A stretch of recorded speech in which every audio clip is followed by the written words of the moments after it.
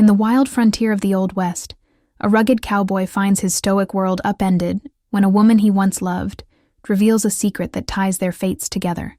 The baby she kept hidden all these years is his own, haunted by past regrets and bound by unspoken promises. They must navigate a treacherous landscape where dangerous outlaws, societal judgment, and the ghosts of their former lives threaten to tear them apart. As the cowboy confronts long-buried truths and the woman struggles with her secret burden, their journey evolves into a tale of redemption, daring love, and the courage to forge a family in a world defined by adversity.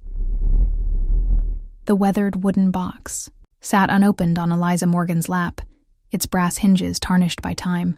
Inside lay 5 years of silence, wrapped in a child's drawing of a man on horseback, a father the artist had never met. Outside her window, Wyoming's rugged mountains stood sentinel over the valley, witnesses to 1,000 secrets. Eliza traced the lid's edge with trembling fingers. Tomorrow, Colton Reeves would ride back into Sweetwater Creek, bringing with him the dust of cattle trails and the weight of unfinished business. The letter announcing his return had been brief. His reaction to learning about their daughter would be anything but. Before we jump back in, tell us where you're tuning in from. And if this story touches you, make sure you're subscribed because tomorrow I've saved something extra special for you. Dawn painted the valley in amber hues as Eliza Morgan pinned the last of the laundry to the line. The white cotton sheets snapped in the crisp morning breeze, a stark contrast to the dusty palette of the settlement sprawling below her modest homestead. At 32, Eliza wore her years with quiet dignity, her once auburn hair now threaded with silver at the temples, her green eyes holding both warmth and caution. The 5 years since she'd left Colton Reeves behind had carved fine lines at the corners of those eyes, testament to both laughter with her daughter and nights spent worrying over their precarious existence. Mama, look what I found.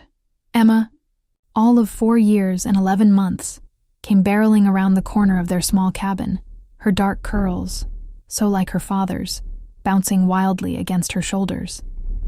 In her outstretched palms lay a perfectly intact robin's egg, its blue shell gleaming in the morning light. Careful now, little one, Eliza said, kneeling to examine the treasure. That's a robin's baby. Where did you find it? Under the big pine. It was all alone. Emma's face grew solemn, her dark eyes, also unmistakably Colton's, wide with concern. Can we take care of it? Eliza felt the familiar pang in her chest, the weight of all she couldn't explain to her daughter. Sometimes, Sweet Pea, even when things seem abandoned, they aren't. The mama bird is probably nearby, watching and waiting. The kindest thing is to put it back where you found it. Emma's lower lip quivered slightly, but she nodded. Like how you're always watching me? Just like that. Eliza brushed a curl from her daughter's forehead, her throat tight with unspoken words. If only Colton had given her the chance to explain before he'd ridden away that fateful night. Together, they returned the egg to its nest, hidden in the lower branches of the ancient pine that stood sentinel at the edge of their property. From here, Eliza could see the whole of Sweetwater Creek, from the whitewashed church spire to the dusty main street lined with false-fronted buildings. The town had grown since she'd first arrived, pregnant and alone, claiming to be a widow to avoid the cutting glances and whispered judgments. Can I go visit with Miss Clara today? Emma asked, referring to Clara Wilson, the aging schoolteacher who minded Emma when Eliza worked at the general store. After breakfast. And remember, you're to practice your letters while you're there. Emma skipped ahead toward the cabin, her calico dress dancing around her ankles. Eliza paused, her gaze drawn to the distant horizon where the stagecoach road wound its way through the foothills. Somewhere along that road, Colton Reeves was making his way back to Sweetwater Creek, unaware that his life was about to change forever. Inside their cabin, Eliza had created a home of simple comforts. Handmade quilts brightened the rough-hewn furniture, and shelves lined with books, her most treasured possessions, covered one wall. The scent of coffee and biscuits filled the small space as Emma clambered onto her chair at the table. Will Mr. Jenkins bring those candy sticks today? Emma asked, referring to the monthly supply wagon that served the outlying homesteads. Perhaps, Eliza said, setting a plate of biscuits and preserves before her daughter. But remember what we discussed about asking for things, that we must be grateful for necessities before luxuries. Emma recited dutifully. though her expression suggested candy remained firmly in the necessity category in her young mind. As they ate, Eliza's thoughts drifted to the letter tucked in her apron pocket. The missive had arrived 3 days ago, its contents brief, but world-altering. Returning to claim my father's property. Arrive Thursday. CR. Old Samuel Reeves had passed 6 months prior, leaving his once prosperous ranch in disrepair. Folks had wondered if his estranged son would return to claim his inheritance, but few expected it. Colton had been gone nearly 6 years, chasing horizons and, rumor had it, a reputation as one of the finest horse trainers in the territories. "Mama, you're doing it again," Emma said, interrupting Eliza's thoughts. "Doing what, sweet pea?" Looking sad while trying to smile. "Miss Clara says that's called wistful." Eliza laughed softly. "Miss Clara has been teaching you big words, I see. She says I'm precocious." Emma beamed proudly, though she slightly mispronounced the word. After breakfast, Eliza dressed Emma in her second-best dress, saving the best for their weekly church attendance, and brushed her unruly curls into submission. As she worked, she studied her daughter's features, cataloging all the ways Emma revealed her parentage: the shape of her eyes, the stubborn set of her jaw, the dimple that appeared in her left cheek when she smiled, all Colton. Only her delicate nose and the spray of freckles across it came from Eliza. "Why are you staring, Mama?" Emma asked. "Because you're beautiful," Eliza replied, tapping the tip of her daughter's nose. "And I want to remember exactly how you look today." As they walked the half-mile to town, Emma chattering about the butterflies dancing in the wildflowers along the path, Eliza rehearsed the speech she'd been composing for 5 years. How did one tell a man he had a daughter he'd never known? How? Could she explain why she'd kept Emma a secret, when the reasons felt both monumental and flimsy in the harsh light of hindsight? Clara Wilson's cottage sat at the edge of town, its garden a riot of colors even in the early summer heat. The elderly teacher had been Eliza's first friend in Sweetwater Creek, offering compassion when others offered only judgment. "Eliza Morgan," Clara called from her porch, where she sat shelling peas into a large bowl. "You look like you've seen a ghost." "Not yet," Eliza replied, forcing a smile as Emma ran ahead to greet Clara with a hug. "But perhaps by day's end." After settling Emma with paper and pencil at Clara's kitchen table, Eliza stepped onto the porch with her friend. "He's coming back," she said simply. Clara's weathered hands stilled. "Colton Reeves? For certain this time?" "His letter arrived Monday. He'll be here today." "And you're planning to tell him about Emma?" Eliza leaned against the porch railing, gazing toward the distant mountains. "I have to. She asks about her father more with each passing month. I've told her he's in heaven, but that lie grows heavier. Each time I repeat it. That man rode out of here without a backward glance, leaving you to face everything alone," Clara said, her voice sharp with old anger. "What makes you think he deserves to know her now?" "It's not about what he deserves," Eliza replied. "It's about what Emma deserves, and what kind of person I want Toby." Clara sighed, her expression softening. "You always did have more backbone than sense, girl. What will you do if Hugh wants no part of her? Or worse, if he tries to take her from you?" The question struck Eliza like a physical blow. "He wouldn't. Men have rights that women can only dream of, especially when it comes to their children. Remember Sarah Hutchins?" Eliza remembered all too well. Sarah had fled an abusive husband, only to have him return years later to claim their son. The law had sided with the father, despite Sarah's desperate pleas. "Colton isn't like that," Eliza said, though uncertainty crept into her voice. "He may be many things, but cruel isn't tone of them. People change, dear. 5 years is a long time." Throughout the morning, as Eliza stocked shelves and tallied accounts at Jenkins's general store, she found herself glancing repeatedly toward the road that led into town. Each passing rider caused her heart to stutter until she confirmed it wasn't. Colton Tobias Jenkins, the store's proprietor, finally cleared his throat after Eliza misplaced an order for the 3rd time. "Something troubling you today, Mrs. Morgan?" In the 5 years she'd worked for him, Tobias had never questioned her fictional widow status, though Eliza suspected he knew the truth. His wife, Margaret, had been less accommodating, often making pointed remarks about proper examples for the children of Sweetwater Creek. "Just distracted, Mr. Jenkins. I apologize. Distracted by the return of young Reeves, perhaps?"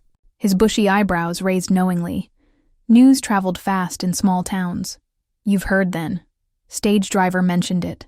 Said he picked up a well-dressed cowboy in Cheyenne, who asked a heap of questions about Sweetwater. Tobias adjusted his spectacles, specifically about certain residents. Eliza's hands stilled on the bolt of calico she'd been measuring. Did he mention which residents? You were among them. Tobias's kind eyes held sympathy. Eliza, I've never pried into your affairs, but I'm not blind. That child of yours has Reeves written all over her features. Heat rushed to Eliza's cheeks. Mr. Jenkins, He held up a weathered hand. No explanations needed. Just know that whatever happens, you and little Emma have friends in this town. He paused, a small smile crinkling his eyes. Though Margaret might take some convincing, the noon hour brought no sign of Colton, and Eliza found herself both relieved and increasingly anxious as she made her way to Clara's cottage to check on Emma. She found her daughter in the garden, carefully copying the names of flowers into her primer. Mama, look, I wrote chrysanthemum all by myself. Emma held up her slate proudly. That's wonderful, sweet pea. Eliza knelt beside her daughter, heart swelling with pride. You'll be writing novels before I know it. Miss Clara says I should write about our adventures someday. Emma leaned in conspiratorially. I'll need to have some first, though. Is that so? Eliza tucked a stray curl behind Emma's ear. And what sort of adventures were you thinking of? The kind Papa had. Emma's eyes shone with innocent excitement. Miss Clara says he's in heaven because he was brave, so he must have had lots of adventures. Eliza's throat tightened painfully. The innocent fabrication, meant to spare her daughter. The pain of abandonment now felt like a cruel deception. Soon, very soon, the truth would have to be told, in all its complicated entirety. As Eliza made her way back to the general store, the distant thunder of hooves drew her attention to the road leading into town. A rider approached, his form resolving, from a dust-hazed silhouette into a painfully familiar figure. Even at a distance, Colton Reeves cut an imposing figure, broad-shouldered and straight-backed in the saddle. His black Stetson pulled low against the midday sun. Eliza ducked into the narrow alley between the general store and the barber shop, her heart hammering against Harrob's as Colton rode past. The years had changed him, hardened the boyish features. She remembered into those of a man who had seen his share of hardship. A thin scar now traced his jawline, and the set of his shoulders spoke of burdens carried too long alone. He rode directly to the saloon, dismounting with the fluid grace that had always made him seem more a part of his horse than separate from it. As he looped the reins around the hitching post, his gaze swept the street, and for a terrifying moment, Eliza thought he had spotted her. But his attention was drawn by Sheriff Tate approaching from the jailhouse. Well, well, the sheriff's booming voice carried clearly in the still afternoon air. Colton Reeves back from the dead. Last I checked, I was still breathing, Colton replied, his voice deeper than Eliza remembered, roughened by years and miles. Your daddy might have appreciated knowing that.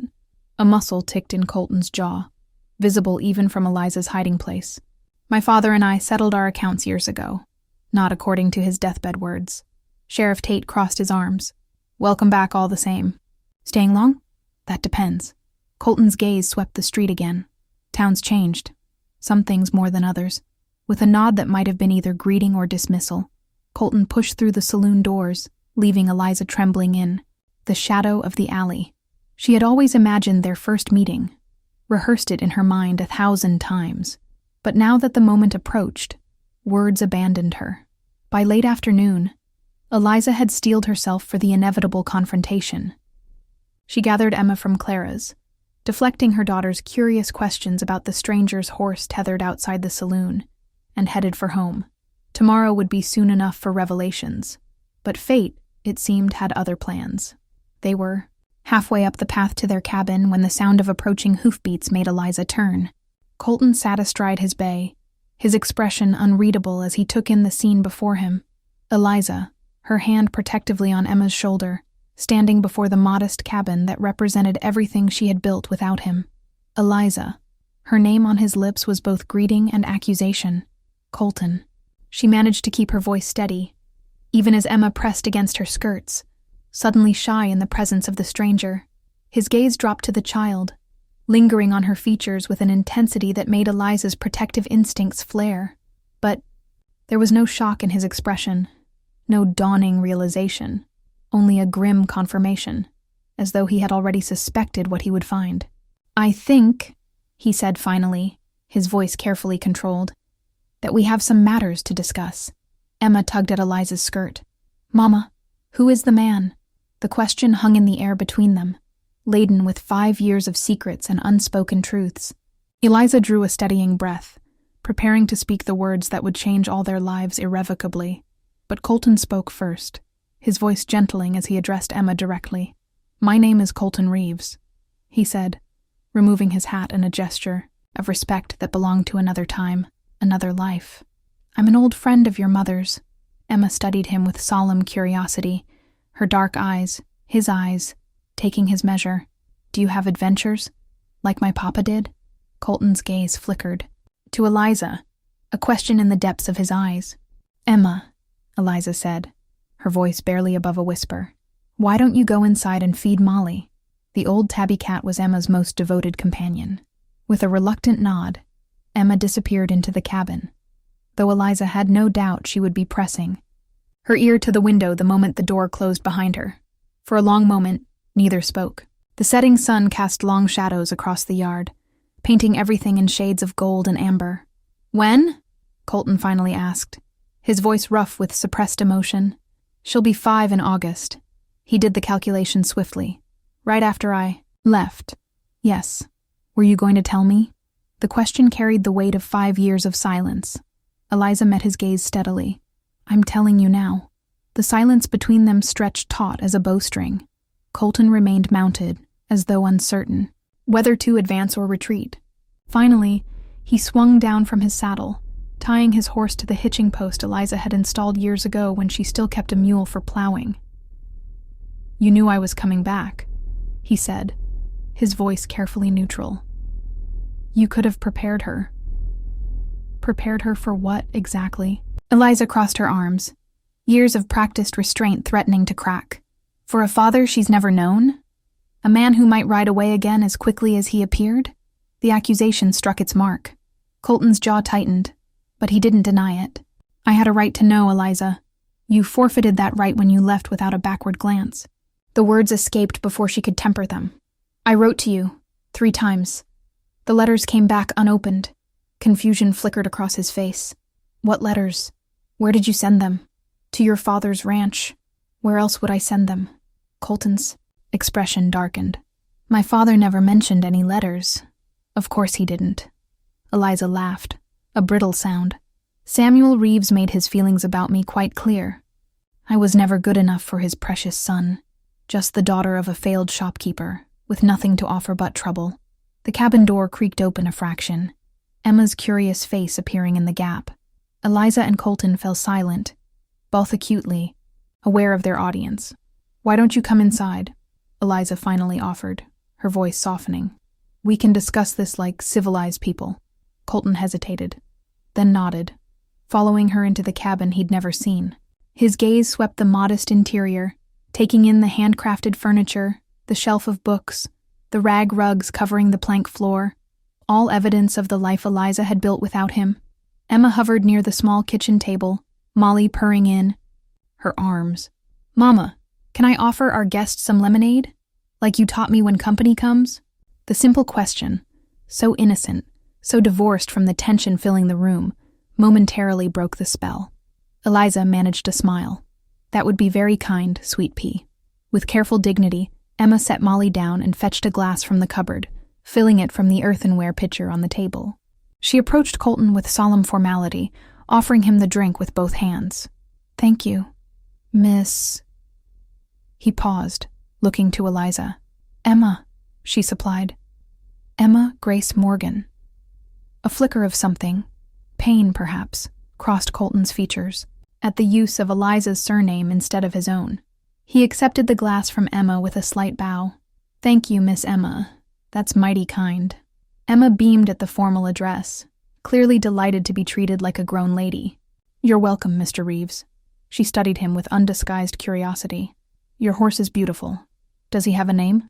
"Thunderbolt," Colton replied, a ghost of a smile softening his features, on account of how fast he can run.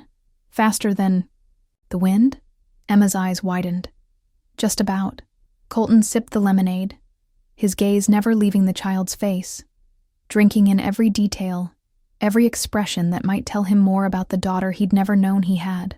Eliza watched the exchange, her heart twisting with emotions too complex to name. There was something both miraculous and terrible in seeing them together, father and daughter, strangers to each other yet connected by blood and undeniable resemblance. "Emma," she said gently, "why don't you take Molly outside to check on the chickens? Mr. Reeves and I need to talk about grown-up matters." Emma's face fell slightly, but she nodded. "Yes, Mama." At the door, she paused, looking back at Colton. "Will you still be here when I come back?" The question hung in the air, laden with unintended significance. Colton met Eliza's gaze over the child's head, something unreadable passing between them. "I'll be here," he promised. When the door closed behind Emma, Eliza sank into a chair, suddenly exhausted. Colton remained standing, his tall frame making the cabin seem smaller than it was. "She has your eyes," Eliza said softly. "Your smile, too. She has your spirit," he replied. "I saw it right away." The compliment, unexpected and sincere, caught Eliza off guard. She smoothed her apron, gathering her thoughts. "What do you want, Colton? Why have you come back now?" He set the lemonade glass down carefully. "My father's death.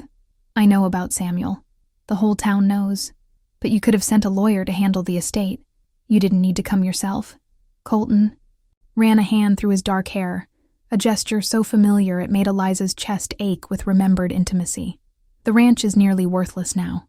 The drought hit hard, and Father was too proud to ask for help. But that's not why I came." "Then why?" "I came for you, Eliza." The words fell between them like stones. "I never stopped thinking about how things ended. I needed to make things right. Anger flared, quick and hot. And it took you 5 years to reach that conclusion. I didn't think you'd want to see me. Not after—" He broke off, pain etching lines around his eyes. "Not after what I said that night."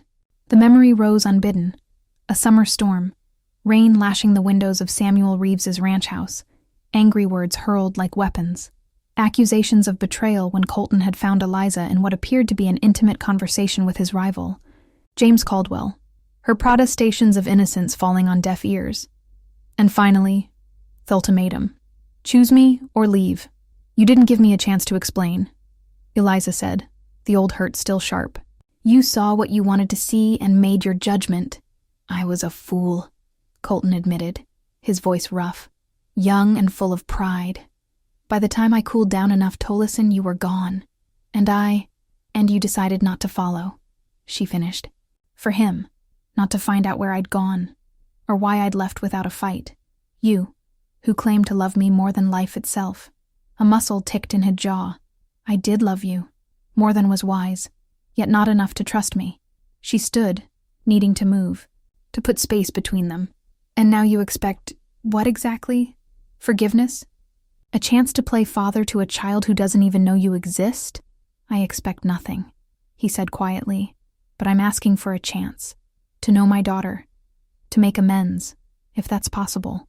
Eliza turned to the window, watching Emma in the yard, her small figure bending to scatter feed for the chickens.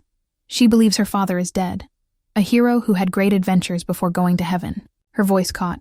How do I tell her that was a lie? That her father is very much alive but chose not to be part of her life? "I didn't choose that," Colton said, an edge entering his voice. "I didn't know she existed. Would it have mattered if you had?" She turned to face him, her composure slipping. "Would you have come for us? Or would your pride and your father's disapproval have been reason enough to stay away?"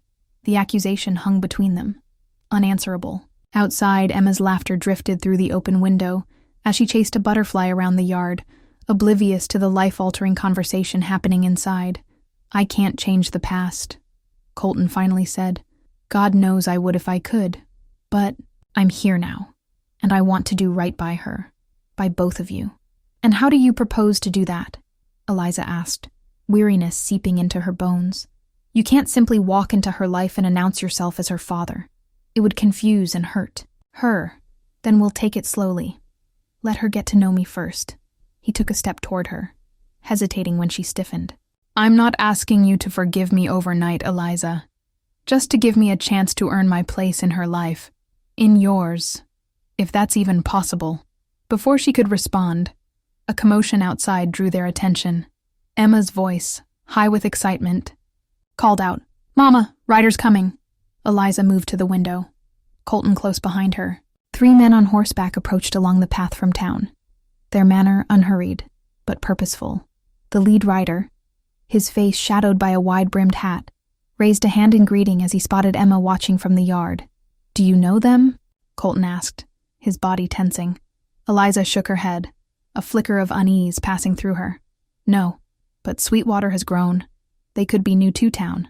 Colton's hand moved instinctively to his hip, where Eliza noticed for the first time the holstered revolver. "Get Emma inside." The command in his voice stirred both irritation and a reluctant sense of security. Eliza stepped onto the porch, calling to her daughter. "Emma, come inside now, please." Emma looked up, disappointment clear on her face. "But Mama, they might have news from far away, like in mysteries." "Now, Emma." Eliza's tone brooked no argument. With a small sigh, Emma trudged toward the cabin, dragging her feet to delay the inevitable. As she reached the porch steps, the riders drew up to the front of the property. The lead man removed his hat, revealing a face that might have been handsome once, before a jagged scar carved a path from temple to jaw. "Afternoon, ma'am," he called, his smile not reaching his eyes. "Hope we're not disturbing you." "Can I help you, gentlemen?" Eliza asked, one hand on Emma's shoulder, firmly guiding her daughter behind her skirts. "We're looking for someone," the man said, his gaze drifting past her to where Colton now stood in the doorway. "Ah, and I believe we've found him." Colton stepped onto the porch, his stance casual but alert. "Do I know you?" The scarred man chuckled, a sound devoid of humor. "Not personally, Mr. Reeves, but your reputation precedes you." He swept his hat in a mocking bow. "Curtis Wade, at your service. These are my associates, Mr. Bell and Mr. Drummond." The other 2 men nodded, their expressions remaining impassive. All 3 were trail-worn and hard-looking, the kind of men who made their living with guns rather than honest labor. "And what business do you have with me, Mr. Wade?" Colton's voice remained steady, though Eliza could sense the tension radiating from him. "A mutual acquaintance suggested we might find you. Here." Wade's gaze drifted to Eliza and Emma, lingering in a way that made Eliza's skin crawl. "Didn't mention you had such charming company." "Your acquaintance was mistaken," Colton said coldly. "I have no business with you." Wade's smile widened, revealing a gold tooth.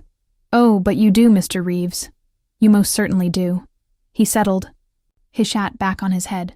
"We'll be in town, at the saloon, when you're ready to discuss the matter like gentlemen." With a tip of his hat to Eliza and a last lingering look at Emma, he wheeled his horse around. His companions followed suit, and the 3 rode back toward town at an unhurried pace, as though certain Colton would eventually follow. When they were out of earshot, Eliza turned to Colton, fear and anger warring in her chest. "Who were they? What do they want with you?" Colton's expression had hardened, his earlier vulnerability replaced by something colder, more distant. "Trouble," he said simply, "the kind that follows a man." "What kind of trouble, Colton?" Eliza demanded, her arm tightening around Emma, who watched the exchange with wide, curious eyes. Before he could answer, the distant sound of a bell reached them. 3 sharp peals from the church tower in town. The signal for emergency. Fire, perhaps, or raiders, Colton said, his gaze fixed on the column of smoke now rising over the town. "They weren't just looking for me. They were creating a diversion." As the realization dawned, Eliza felt ice spread through her veins. The kind of men who would burn a town for distraction, would think nothing of harming a woman and child, and now they knew exactly where to find them. "Get inside. Now." Colton's voice left no room for argument as he ushered Eliza and Emma into the cabin. He moved with practiced efficiency, securing the door and checking the windows. "Do you have a weapon?" "My husband's rifle," Eliza said automatically, then caught herself. "I mean, Your fictional husband's very real rifle, Colton finished, a ghost of a smile touching his lips despite the gravity of the situation. Where? Eliza pointed to the cabinet beside the hearth. Colton retrieved the Winchester, checking. Its action and ammunition with practiced hands. When was the last time you fired this? Last fall. I keep it for hunting and protection. She hesitated. Colton, what's happening? Who were those men? He turned to her, his expression grim. Those men work for James Caldwell. The name hit Eliza like a physical blow. James? But why would he? Because he finally found me. Colton moved to the window, carefully peering through the curtain toward town. The smoke was thickening, black and ominous against the late afternoon sky. We need to leave. Now. Leave. But this is our home. Everything we have is here. And it won't matter if Caldwell's men come back to finish what they started. Colton turned to face her, his expression softening slightly as his gaze fell on Emma, who had retreated to her small bed in the corner, clutching Molly protectively to her chest. What did you do to him? Eliza asked, her voice barely above a whisper. I killed his brother. The blunt admission hung in the air between them. It was self-defense. A saloon fight in Abilene 2 years ago. Tom Caldwell drew on me, and I was faster. His jaw tightened. James has been hunting me ever since. Eliza sank into a chair, her legs suddenly unable to support her. So you've brought your war to our doorstep. I didn't know they were following me, Colton said, guilt and anger warring in his voice. I thought I'd lost them in Colorado. He ran a hand through his hair. I never would have come if I'd known. They were on my trail. Never would have led them to you and Emma. The church bell continued its frantic pealing, joined now by shouts and the distant crack of gunfire. Eliza thought of Clara, of the Jenkinses, of all the people who had shown her kindness when she arrived alone and pregnant. We can't just leave them, she said, rising to her feet. Those people are our friends, our neighbors. And what about Emma? Colton countered, his voice low but intense. Are you willing to risk her safety? The question struck Eliza like a slap. She looked at her daughter, small and frightened on her bed, and felt the weight of her responsibility anew. We could take her to the Wilson homestead, east of here. It's remote, and Clara's brother would protect her. Colton considered for a moment, then nodded. Pack only what you need. We'll leave in 10 minutes. As Eliza gathered essentials, clothing, food, Emma's favorite book, she found herself moving with a strange detachment, as though watching someone else prepare to abandon the life she'd built. Emma followed her, instructions quietly, her usual chatter silenced by the urgency in her mother's voice. Are the bad men coming for us, Mama? She finally asked, her voice small. Eliza knelt before her daughter, cupping her face gently. Mr. Reeves is going to help us stay safe. We're going to visit Mr. Wilson for a little while, and then we'll come home when it's all over. Is Mr. Reeves a hero, like in my stories? The question, so innocent yet so laden with unspoken truths, caught Eliza off guard. She glanced at Colton, who stood by the window, his profile outlined against the fading light. Once she had believed him capable of heroism. Now, she wasn't sure what to believe. Mr. Reeves is... she began, then faltered. I'm just a man who's made mistakes, Colton said, turning to face them. He knelt beside Eliza, bringing himself to Emma's eye level. But I promise you this, Miss Emma. I will do everything in my power to keep you and your mother safe. Emma studied him solemnly, then nodded, apparently satisfied with his answer. Like a knight, she decided, in Miss Clara's book of stories. A brief smile softened Colton's features. Not quite so noble, I'm afraid, but I'll do my best. The sound of approaching hoofbeats ended the moment. Colton was on his feet instantly, rifle ready as he peered through the curtain. Sheriff Tate, he announced, relief evident in his voice. Eliza opened the door as the sheriff reined his horse to a stop before the cabin. The old lawman's face was streaked with soot, his usually immaculate shirt torn at the shoulder. Mrs. Morgan, he greeted, then nodded to Colton. Reeves. Town's under attack. Wade and his men set fire to the livery as a distraction, then hit the bank. His weathered face tightened with anger. 2 dead already. Jenkins and the new telegraph operator. Eliza gasped, her hand flying to her mouth. Tobias. But he was just... She broke off, unable to complete the thought. I'm gathering a posse, Sheriff Tate continued. Every able-bodied man. They've taken hostages. Margaret Jenkinson, the Prescott girl. Colton stepped forward. This isn't about the bank, Sheriff. It's about me. Wade works for James Caldwell. Recognition flashed in Tate's eyes. The Abilene business. You know about that? I make it my business to know the trouble that might follow folks to my town. The sheriff's gaze moved to Emma, who watched wide-eyed from the doorway. Your situation is complicated. Wade came here looking for me, Colton said. Let me handle this before anyone else gets hurt. Sheriff Tate shook his head. This is my town, son. My responsibility. He straightened in the saddle. But I won't turn down your help. You still handy with that Colt? Handy enough. Good. Meet me at the jailhouse in 20 minutes. We'll form a plan. The sheriff turned his horse, then paused. The old garrison cabin might be safer for your family. It's stocked with supplies. I use it as a hunting lodge sometimes. Keys under the east windowsill. After Sheriff Tate rode away, Eliza turned to Colton, her earlier resolve hardening into determination. I'm coming with you. No. His refusal was immediate and absolute. You need to get Emma to safety. And then what? Wait helplessly while you risk your life to clean up a mess you brought to our town? Anger flared, hot and sudden. Those are my friends in danger, my home at risk. Our daughter needs her mother, Colton said, his emphasis on the word our deliberate. If something happens to both of us, who will she have then? The question struck home. Eliza looked at Emma, who stood watching them with solemn eyes far too perceptive for her 5 years. The child had already lost a father she never knew. Eliza couldn't bear the thought of leaving her truly orphaned. Fine, she said, her voice tight. I'll take Emma to the garrison cabin. But you had better come back, Colton Reeves. You owe her a lifetime of explanations, and I won't have you dying before you deliver them.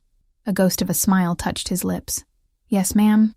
They prepared to leave as the sun dipped lower, painting the valley in shades of amber and gold that belied the danger lurking in the shadows. Emma was bundled onto Thunderbolt's back, her small bundle of treasures, a rag doll, a picture book, and a smooth stone her mother had once told her was magical, secured behind her. The cabin is about 3 miles east, through the pine grove, Sheriff Tate had explained. Follow the creek until you reach the lightning-struck oak, then head north. Colton helped Eliza onto the horse behind Emma, his hands lingering briefly at her waist, a touch that sent unwelcome memories cascading through her. For a moment, they were 5 years younger, and his hands were welcome on her skin, his breath warm against her neck as they rode together under a canopy of stars. The memory vanished as quickly as it had come, replaced by the cold reality of their situation. Colton handed her the Winchester. Remember, aim for the center, she finished for him. I remember. Their eyes met, 1,000 unspoken words passing between them. Then Colton stepped back, slapping Thunderbolt's flank gently. Go. I'll come for you when it's over. As they rode away, Emma twisted in the saddle to look back.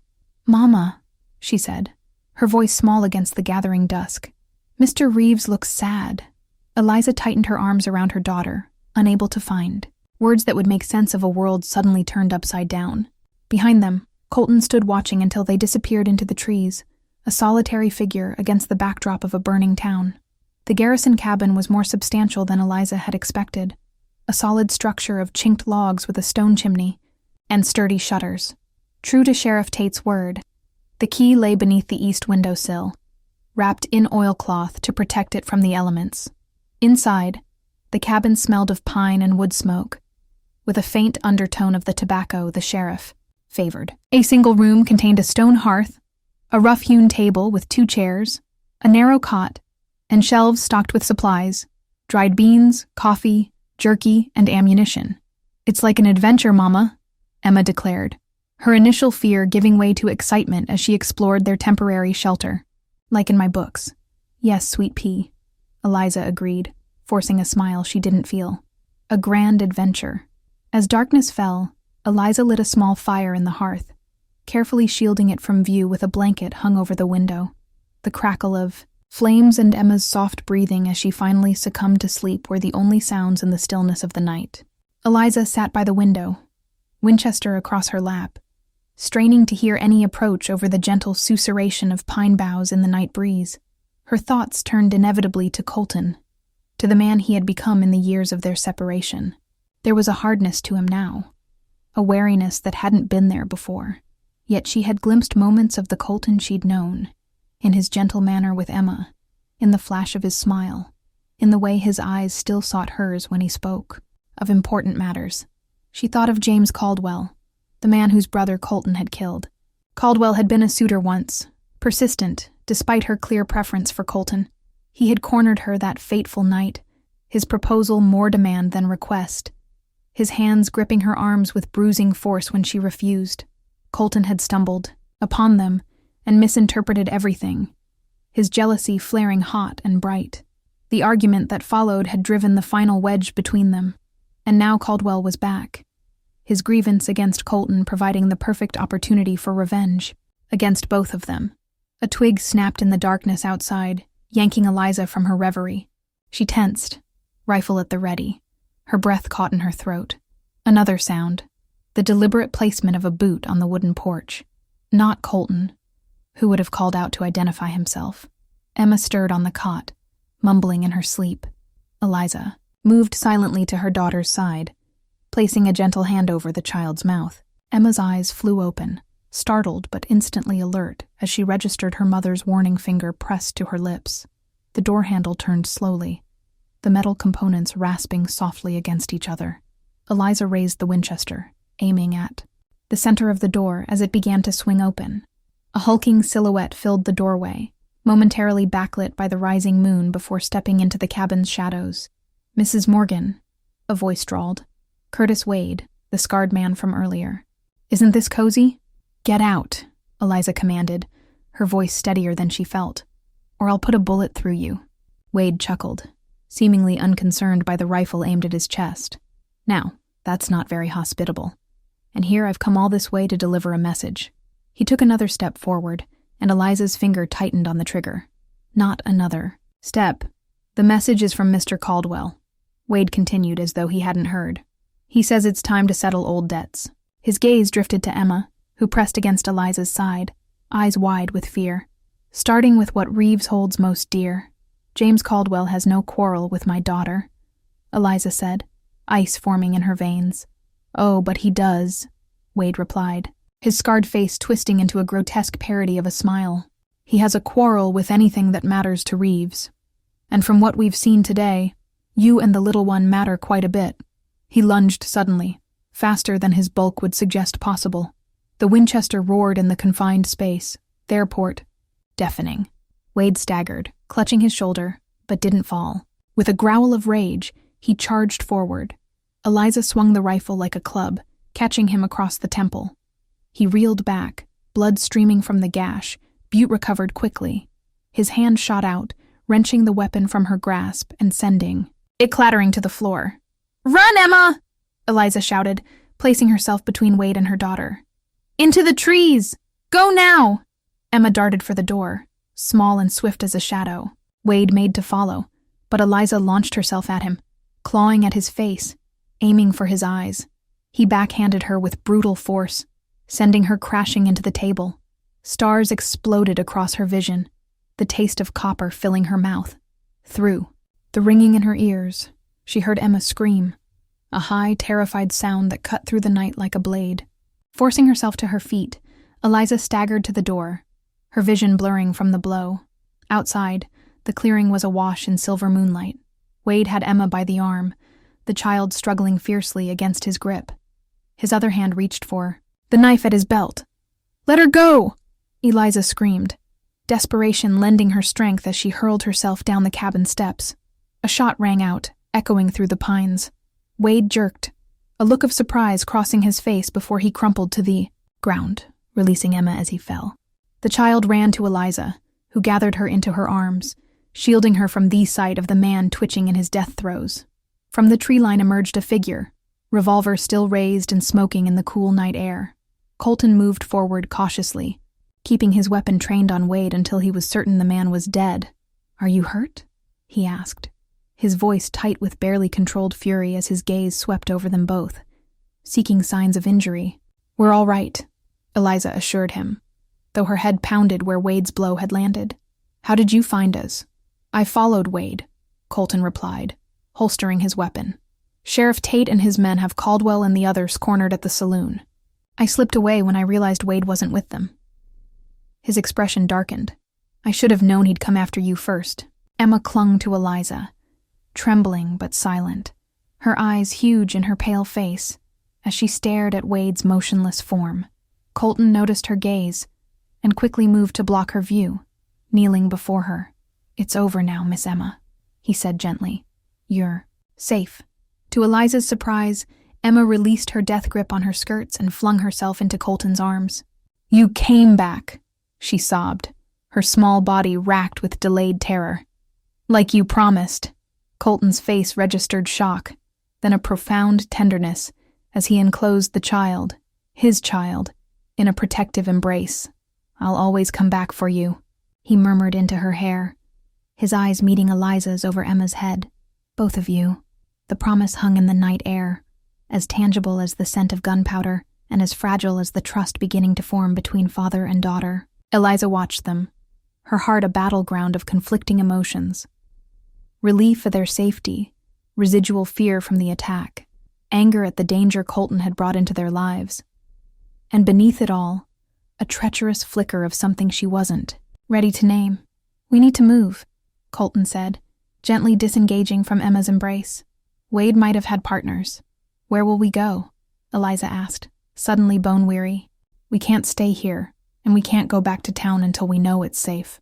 "I know a place," Colton replied, lifting Emma into his arms as though she weighed nothing. "My father's hunting cabin, up in the high country. No one knows about it except family. Family." The word echoed in Eliza's mind as they made their way to where Thunderbolt waited, tethered in the trees. They were a family, she realized, broken and newly reformed, shaped by absence and secrets, but bound by Thesmal life they had created, together. As dawn broke over the eastern mountains, painting the sky in hues of rose and gold, they rode higher into the wilderness, away from the violence of the night, away from the life Eliza had built, toward an uncertain future that somehow, against all odds, contained a fragile hope. The Reeves hunting cabin clung to the mountainside like a natural extension of the rocky landscape. Built of weathered logs and river stone, it was small but sturdy, designed to withstand the harsh mountain winters and provide shelter from summer storms. As they approached, the first rays of sunlight glinted off the single glass window, a beacon of civilization in the wilderness. "My grandfather built this place," Colton explained as he helped Eliza down from Thunderbolt. Emma had fallen asleep during the final hour of their journey, her small body nestled against Colton's chest. He used to say a man needs a retreat where the only law is nature's. Eliza surveyed their surroundings, the dense pine forest giving way to a small clearing, a stream tumbling over rocks nearby, the majestic sweep of mountains stretching to the horizon. "It's beautiful," she admitted. "And remote. That's the idea." Colton shifted Emma gently in his arms. "No one will find us here. We can rest, figure out our next move." Inside, the cabin was surprisingly comfortable. A stone fireplace dominated one wall, with a rough-hewn table and chairs before it. A narrow bed occupied one corner, and shelves stocked with supplies lined another wall. Everything was covered in a fine layer of dust, but otherwise well-maintained. "When was the last time anyone was here?" Eliza asked, running a finger along. "The mantle. My father, probably. Last hunting season." Colton laid Emma carefully on the bed, covering her with his jacket. "I haven't been here in 6 years." Their eyes met over the sleeping child, the significance of the time frame hanging unspoken between them. 6 years. Since before that fateful night, before their lives had diverged so drastically. "You should rest too," Colton said, breaking the moment. "Take the bed with Emma. I'll keep watch." "We both need rest," Eliza countered, practical despite her exhaustion. "And food. I'll see what supplies are here if you want to bring in more firewood." For a moment, it was almost like the old days, the easy division of tasks, the unspoken understanding of each other's needs. Then reality reasserted itself, and Eliza turned away, burying the thought beneath more immediate concerns. By midday, they had established a tenuous domesticity. The cabin was warmed by a fire in the hearth, the dust had been cleared away, and a pot of beans simmered over the flames. Emma, recovered from her ordeal with the resilience of childhood, explored their new surroundings with cautious curiosity, never straying far from the cabin. "How long will we stay here?" she asked, watching Colton split wood with precise, powerful strokes. "Just until it's safe to go back," Eliza answered, though she wondered what safe meant now. Caldwell had found them once. What was to stop him from finding them again? As if reading her thoughts, Colton set down his axe and approached. "We need to talk," he said quietly, "about what happens next." They walked to the edge of the clearing, staying within sight of Emma, who was now attempting to build a small fort from fallen branches. "Sheriff Tate will have dealt with Caldwell by now," Colton began, "but that doesn't mean the danger is over. Caldwell has connections, money, influence, men willing to do his bidding. So we just keep running?" Eliza's voice held a bitter edge. "Abandon everything I've built? Emma's home? Her friends? The life we know?" "Not running," Colton corrected. "Strategic retreat, just until I can end this once and for all." "And how do you propose to do that? Challenge Caldwell to a duel at high noon?" The sarcasm didn't quite mask her fear. A muscle ticked in Colton's jaw. "If necessary." "That's not an answer, Colton. That's pride talking." Eliza turned to face him, fully. "We need more than brave gestures. We need a plan that ensures Emma's safety and future." For a moment, he looked like he might argue. Then his shoulders sagged slightly. "You're right. I've been thinking like a lone rider for too long."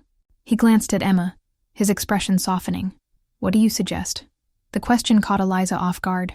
In the past, Colton had been decisive to the point of stubbornness, confident in his own judgment above all others. This new willingness to hear her thoughts was unexpected. "We need allies," she said after a moment. "People we can trust. Sheriff Tate, for one, Clara Wilson, perhaps even Judge Parker in Fort Smith. He's known for his fair dealings. Fort Smith is a long ride from here, but it has a federal marshal's office. If Caldwell is truly as dangerous as you say, this is bigger than Sweetwater Creek's sheriff can handle." Colton considered this, his gaze distant. "There's someone else who might help. Marcus Lawrence, a ranger I rode with in Texas. Last I heard, he was working as a deputy marshal out of Denver. Can he be trusted? With my life, and more importantly, with yours and Emma's." Their eyes met, and Eliza was struck by the sincerity in his gaze. Whatever else had changed, Colton's protective instincts remained as strong as ever. "All right," she said. "We send for Sheriff Tate and your ranger friend. In the meantime, we stay here where it's safe." A half-smile quirked the corner of Colton's mouth. "Look at us, making plans together, almost like old times." "Almost," Eliza agreed, though they both knew nothing could truly be as it was before. Too much had happened. Too many years and miles had passed between them. The sound of hoofbeats in the distance shattered the moment. Colton was instantly alert, hand moving to his holster as he scanned the tree line. "Get Emma inside," he ordered, his voice low and urgent. Eliza hurried to comply, scooping Emma up despite her protests about abandoning her half-built fort.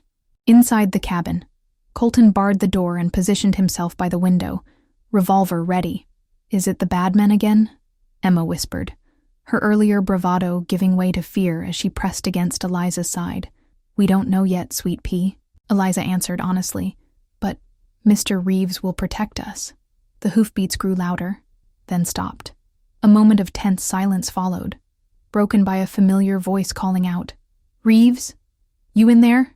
"It's Tate."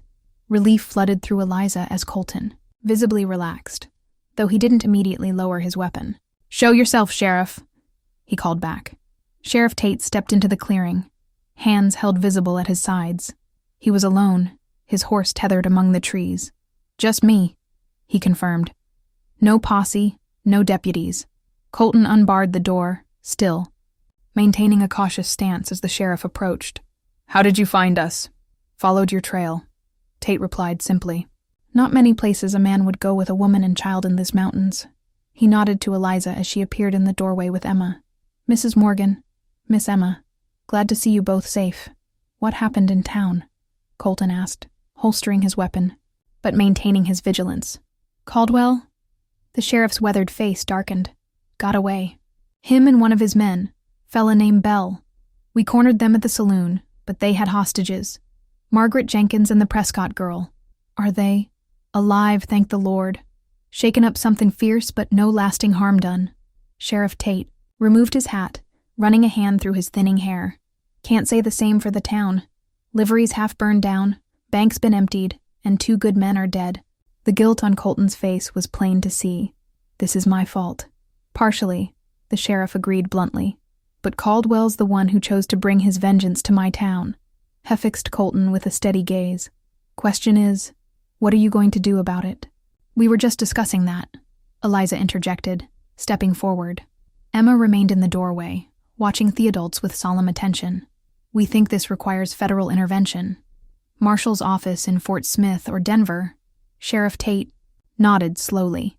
Sound thinking. Caldwell's reach is long. Rumor has it he's got judges and politicians in his pocket across 3 territories. He glanced at Colton. This goes beyond a personal dispute now. He's committed bank robbery, arson, kidnapping, and murder in my jurisdiction.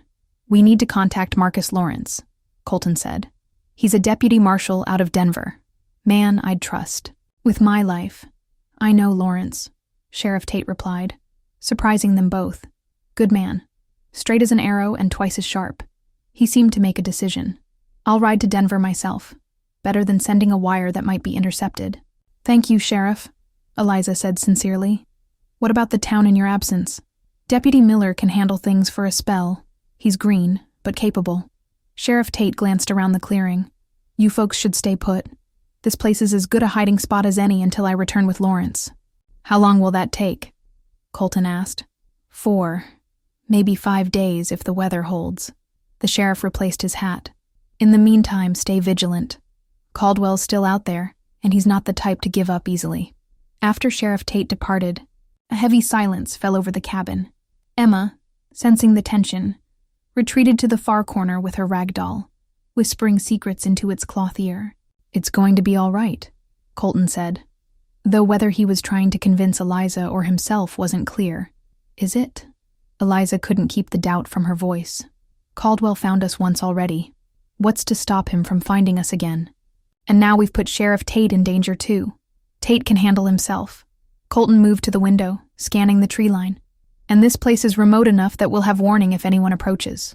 Eliza nodded, though unconvinced. She busied herself with preparing their meager supper, grateful for the mundane task that kept her hands occupied and her mind from spiraling into darker thoughts. As evening fell, bringing a chill to the mountain air, they gathered before the fire. Emma, exhausted by the day's events, fell asleep almost as soon as she finished eating, curled up on the narrow bed like a small woodland creature in its nest. Watching her daughter sleep, Eliza felt the familiar ache of fierce love mingled with fear. She deserves better than this, she said softly. A life on the run, always looking over our shoulders. Colton, seated at the rough table cleaning his revolver with practiced movements, looked up. She deserves to know her father, he replied, his voice equally soft. I've missed so much already. The simple acknowledgement of his regret, of his desire to be part of Emma's life, caught Eliza by surprise. Yes, she agreed after a moment. She does. A comfortable silence fell between them, broken only by the crackle of the fire and the soft sounds of Colton reassembling his weapon. Eliza found herself studying him in the firelight, the planes of his face sharper than she remembered, new lines etched around his eyes, a small scar at his temple that hadn't been there before. Time and hard living had left their marks, yet beneath it all, he was still recognizably the man she had once loved. What happened after you left Sweetwater? She asked suddenly. Where did you go? Colton's hands stilled for a moment, then resumed their task. Texas first. Worked as a ranch hand, then a trail boss for cattle drives. Drifted north to Colorado, broke horses for the Army, spent some time as a scout for a ranger company tracking raiders along the border. His voice was matter of fact, as though recounting someone else's life. Nothing that would make a man proud. Just surviving. And no one waiting for you anywhere? The question slipped out before she could stop it. A ghost of a smile touched his lips. "Are you asking if there were other women, Eliza?" Heat rushed to her cheeks. "I'm asking if you found somewhere to belong." "No," he answered simply. "Nowhere." The honesty in his reply disarmed her. She had imagined him free and unfettered, living the life he'd chosen without regard for what, or who, he'd left behind. The reality seemed far lonelier. "And you?" he asked, setting his revolver aside. "Were you happy here?" "Not at first," she admitted. "I was alone, pregnant, and terrified. But then Emma was born, and she became my whole world." A small smile softened her features. "I found purpose in giving her a good life. Friends like Clara and Tobias Jenkins, work that allowed me to support us. It wasn't the life I'd imagined, but it was a good one." "You built something real," Colton said, respect evident in his voice. "Something worth protecting." "Yes." She met his gaze steadily. "Which is why I won't let Caldwell destroy it. Nor will I." Colton leaned forward, his expression intent. "I give you my word, Eliza. When this is over, you and Emma will have your lives back. Better than before. And where will you be?" The question hung between them, laden with unspoken possibilities. Before he could answer, a small voice interrupted from the darkness. "Mama, I'm thirsty." Emma sat up in bed, rubbing her eyes sleepily. Eliza moved to her side, grateful for the interruption that spared her from hearing an answer she might not be ready for. The next few days settled into an uneasy routine. Colton maintained a constant vigilance, patrolling the perimeter of their small sanctuary and setting simple alarms, bells on strings stretched between trees, to warn of any approach. Eliza kept Emma occupied with lessons and stories, trying to maintain some semblance of normalcy despite their circumstances. To her surprise, Colton revealed a talent for whittling, fashioning small wooden animals for Emma from fallen branches. The little girl was delighted, especially when he carved a miniature horse that bore a striking resemblance to Thunderbolt. "My grandfather taught me," Colton explained when Eliza remarked on his skill. "Said a man needs to create something lasting with his hands, not just destroy." Wise man, your grandfather. He would have adored Emma. Colton watched as their daughter arranged her growing menagerie in complex scenarios. Only she understood. She has his spirit. The casual observation, linking Emma to a heritage she had never known, struck Eliza deeply. She had raised her daughter with stories of fictional heroes, never imagining that one day Emma might learn of her real ancestry, the lineage of Reeves men and women, whose blood ran in her veins. On the third evening, as they sat before the fire, after Emma had fallen asleep, Colton broached a subject they had both been avoiding. "We need to talk about Emma," he said quietly. "About what we tell her when this is over." Eliza tensed. "About you being her father, you mean?" "Yes." He met her, gaze steadily. "She deserves to know the truth, Eliza, not some fairy tale about a dead hero." The rebuke, gentle though it was, stung. "I told her what I thought was best at the time. What was I supposed to say? Your father left because he thought I betrayed him, and he never bothered to find out the truth?" "No," Colton acknowledged, his voice softening. "You did what you had to do, but now we have a chance to give her something real. And if you leave again, what then?" The fear that had lurked beneath the surface of her thoughts finally emerged. "I won't have her heart broken, Colton.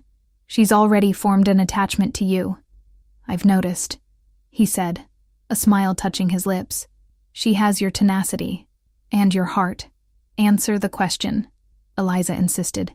"What happens when this is over? When Caldwell is dealt with and we can return to our lives?" Colton was silent for a long moment, the firelight casting shadows across his features. "I want to be her father, Eliza, in every way that matters. I want to be there for her first day of school, to teach her to ride, to protect her from boys like I once was." His voice roughened with emotion. "I want to make up for every day I've missed. And how do you propose to do that? Will you stay in Sweetwater? Take up ranching again? Become a respectable member of the community?" She couldn't keep the skepticism from her voice. "The Colton Reeves I knew couldn't wait to leave this place behind. The Colton Reeves you knew was a fool," he said quietly. Too proud to listen, too angry to see what was right in front of him. He leaned forward, his gaze intense. I'm not that man anymore, Eliza. The years have a way of teaching hard lessons. And what about us? The question escaped before she could... Stop it. Where do I fit in this vision of yours? The air between them seemed to thicken, charged with unspoken emotions. Colton's gaze never wavered from hers. That depends on you, he said finally. On whether you can forgive the man I was. On whether you might find something worth saving in the man I've become. Before she could respond, a sound outside the cabin caught their attention. The faint jingling of one of the alarm bells Colton had set. They both froze, listening intently. Another jingle, then another. Something or someone was approaching from the east. Colton was on his feet instantly, moving silently to the window. "Wake Emma," he whispered. "Get ready to leave if necessary." Heart pounding, Eliza roused her daughter, whispering reassurances as she helped her dress quickly in the darkness. Emma, sensing the tension, remained silent, her small face pale in the dying firelight. Outside, a voice called softly, "Reeves? It's Lawrence. Sheriff Tate sent me." Colton's hand remained on his revolver as he approached the door. "Step into the clearing where I can see you," he called. A tall figure moved into the moonlight, hands held away from his body. Marcus Lawrence was older than Eliza had expected, perhaps in his mid-40s, with iron-gray hair and the weathered face of a man who'd spent most of his life outdoors. The silver badge of a deputy U.S. Marshal gleamed on his chest. "Alone?" Colton asked, still cautious. "Alone," Lawrence confirmed. "Sheriff Tate's a half-day behind me. Thought it best to ride ahead, considering the circumstances." Colton finally relaxed, opening the door to admit his old friend. The two men embraced briefly, clapping each other on the back with the easy familiarity of those who had faced danger. Together. "Never thought I'd see you playing house in the mountains, Reeves," Lawrence remarked with a faint smile as he removed his hat, nodding respectfully to Eliza. "Ma'am." "Deputy Lawrence," she acknowledged, her arms still protectively around Emma, who watched the newcomer with wide, curious eyes. "Marcus, this is Eliza Morgan, and our daughter, Emma," Colton said, the words still carrying a hint of wonder, as though he couldn't quite believe they were true. "Pleased to meet you both." Lawrence's smile deepened the creases around his eyes. "Your daddy and I rode together a few years back, Miss Emma. He saved my hide more times than I care to remember." Emma's eyes widened further, her gaze darting between the deputy and Colton. "My daddy?" she whispered, confusion evident in her small voice. The room fell suddenly, painfully silent.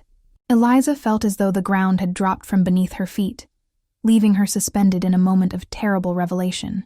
Colton's face drained of color as he realized what Lawrence had inadvertently revealed. "Emma, sweet pea," Eliza began, her voice trembling. "Why don't you go back to bed? The grown-ups need to talk." But he said. Emma pointed at Lawrence, her brow furrowed with the intensity of a child trying to make sense of an adult world suddenly turned incomprehensible. "He said Mr. Reeves is my daddy." Lawrence's expression shifted from confusion to dismay as he understood his mistake. "I'm sorry, I thought—" "It's all right, Marcus," Colton interrupted, though his voice was strained. He knelt before Emma, bringing himself to her eye level. "Emma, this is complicated, and not how I wanted you to find out." "Find out what?" Emma's lower lip trembled, though her gaze remained steady, a child determined to face the truth, however difficult. Eliza knelt beside Colton, gathering her courage. "Remember how I told you your father was in heaven, having adventures?" At Emma's nod, she continued, "That wasn't entirely true. I'm sorry, sweet pea. I thought it was for the best. Your mother was protecting you," Colton added gently, "from being hurt, because I wasn't here." "But you are my daddy?" Emma asked, her voice small but direct. "For true?" Colton swallowed hard, his eyes suspiciously bright in the firelight. "Yes, Emma, for true." Emma considered this momentous revelation, with the solemn intensity only a child could muster. "Is that why you came back? To find us?" "Yes," Colton answered without hesitation. "To find you both. And are you going to leave again?" The question cut to the heart of the matter with the merciless precision of childhood. Colton's gaze met Eliza's, briefly before returning to Emma. "No," he said firmly. "Not if I can help it." Emma nodded, as though this settled everything. Good. She yawned suddenly, the excitement of the revelation giving way to the demands of her small body for rest. Can I go back to sleep now? I'm tired. A choked laugh escaped Eliza at the simple acceptance only a child could offer. Yes, sweet pea. Back to bed. As Eliza tucked Emma in, murmuring reassurances and answering her sleepy questions with promises of more explanations tomorrow, Colton and Lawrence conferred in low voices by the fire. When she rejoined them, Emma finally asleep. The mood had shifted to one of grim purpose. Marcus brings news, Colton said, his expression tense. Not good, Lawrence nodded, his weathered face serious in the firelight. Caldwell's put out word. $5,000 for information leading to your whereabouts. That's a fortune in these parts. Has anyone come forward? Eliza asked, fear coiling in her stomach. Not yet, but money like that has a way of loosening tongues. Lawrence leaned forward, lowering his voice further. There's more. Caldwell's not just some rancher with a grudge anymore. He's connected. Mining interests, railroads, even a territorial judge in his pocket. Why would a man with all that chase a personal vendetta this far? Eliza wondered aloud. Lawrence and Colton exchanged a look that sent a chill down her spine. Because it's not just about his brother anymore, Colton said slowly. Tell her, Marcus. The deputy marshal sighed heavily. Caldwell's been running a land-grabbing scheme across 3 territories, forged deeds, intimidation, even murder when necessary. I've been building a case against him for nearly 2 years. What does that have to do with us? Eliza asked, though. A terrible suspicion was beginning to form. Your husband. Lawrence caught himself. Colton here was a witness to one such murder. A homesteader in Colorado who refused to sell. Colton happened upon the scene just as Caldwell's men were finishing the job. Tom Caldwell was leading the operation, Colton added. When he saw me, he drew. It was self-defense, like I told you. But what I didn't know at the time was that I'd witnessed enough to bring down James Caldwell's entire operation, if I testified. The pieces fell into place with sickening clarity. So when you killed Tom, I became a loose end, Colton finished, grimly. One that James Caldwell couldn't afford to leave untied. And now he knows about Emma, Eliza whispered, glancing at her sleeping daughter. He knows your weakness. Lawrence cleared his throat. There's one more thing you both should know. He hesitated, his gaze moving between them. James Caldwell arrived in Sweetwater Creek yesterday, with a document he claims is proof of his ownership of the Reeves Ranch. That's impossible, Colton said sharply. My father would never sell to Caldwell, of all people. The deed appears legitimate, signed and notarized 3 months before your father's death. It's a forgery. Has to be. Most likely, Lawrence agreed. But it ties up the legal situation long enough for Caldwell to establish himself in Theoria. And more importantly, it gives him a reason to be there, looking for you. Eliza's mind raced, trying to make sense of this new threat. What about the town? Our friends? Sheriff Tate's keeping an eye on things, but his hands are tied legally until Caldwell makes a move against the law. Lawrence's expression was grim, and Caldwell's too smart for that. He's playing the role of the aggrieved property owner, just looking to claim what's rightfully his. And searching for his brother's killer, Colton added bitterly. The perfect cover for hunting me down. So what do we do? Eliza asked, her voice steadier than she felt. We can't stay here forever. Lawrence leaned back, his face shadowed. I have a proposition.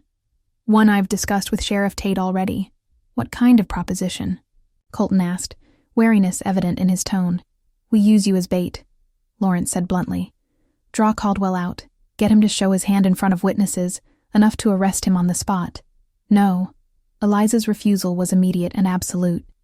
That's too dangerous. It's a risk, Lawrence acknowledged, but a calculated one. With me, Sheriff Tate, and 2 of my deputies positioned strategically, Caldwell wouldn't stand a chance. And if something goes wrong, Eliza demanded, if he brings more men than you expect, or if one of your deputies is compromised by that $5,000 bounty, the alternative is to keep running, Lawrence pointed out. Always looking over your shoulder, never knowing when he might find you. Is that the life you want for your daughter? The question struck home. Eliza glanced again at Emma, peaceful in sleep. unaware of the dangerous currents swirling around her young life. "There has to be another way," she insisted, turning back to the men. "One that doesn't involve risking Colton's life." An odd expression crossed Lawrence's face, something Eliza couldn't quite identify. "Actually," he said slowly, "I've been thinking about that. And there might be another approach." "What kind of approach?" Colton asked, leaning forward. Lawrence reached into his jacket, withdrawing a folded document. "This arrived at my office the day before Sheriff Tate found me. It's from Judge Parker in Fort Smith." "What is it?"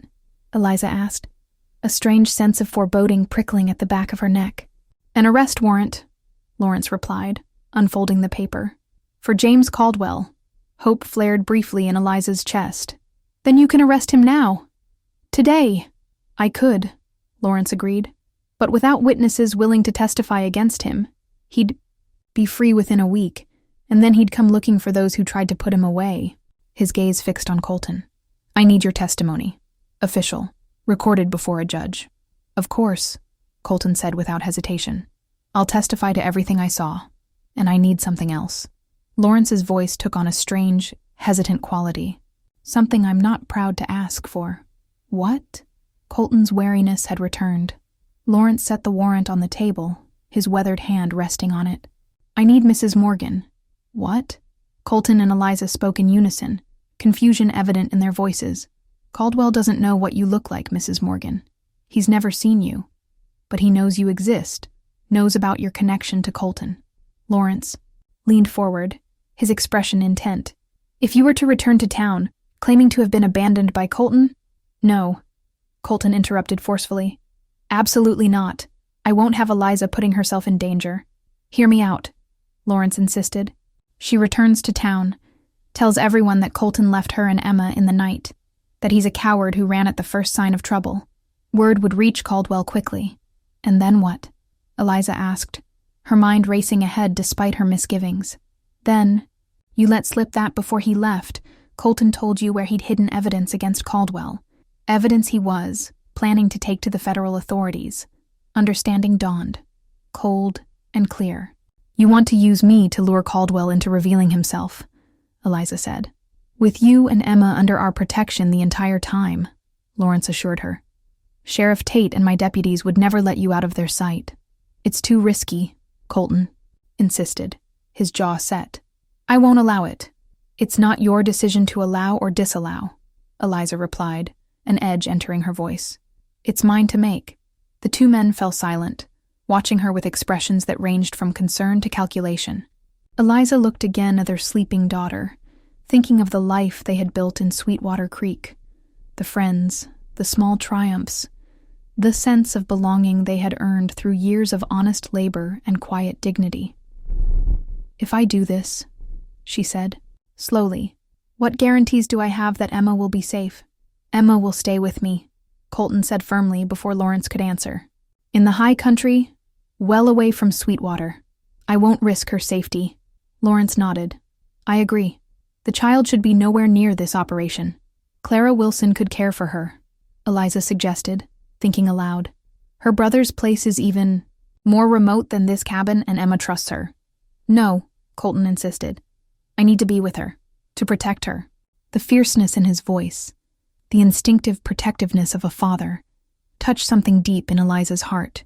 Despite everything, despite the years of absence and hurt, Colton was fighting for his place in their daughter's life, with a determination that couldn't be denied. "All right," she conceded. "You stay with Emma, but I need your word, Colton. Your solemn promise that if anything happens to me, you'll be the father she deserves, not just for a day or a week, but for life." "Nothing's going to happen to you," he said, reaching across the table to grasp her hand. "But you have my word nonetheless. On my life. On everything I hold sacred." Lawrence cleared his throat. "If we're going to do this, we need to move quickly. Sheriff Tate can only hold Caldwell at bay for so long before suspicions arise." They spent the remainder of the night finalizing their plan. Eliza would return to town with Lawrence, claiming Colton had abandoned them after the confrontation with Wade. She would appear broken-hearted but determined to rebuild her life, dropping hints about evidence Colton had hidden before his departure. Evidence that could implicate Caldwell in serious crimes. The key is to make Caldwell believe he's in control, Lawrence explained. That you're vulnerable, alone, and potentially useful to him. And when he makes his move? Eliza asked, trying to keep her voice steady. We'll be watching. Every moment. Lawrence's expression was reassuring. The moment he threatens you or admits to any crime, we move in. And if something goes wrong? Colton pressed, his hand still covering Eliza's. If he's more careful than you expect, then we abort. Get Eliza out safely and try another approach. Lawrence looked between them, his weathered face solemn. I won't. Pretend this is without risk. But it's our best chance to end this quickly, with minimal danger to all of you. As dawn approached, casting long shadows through the cabin's single window, Eliza retreated to the narrow bed where Emma still slept.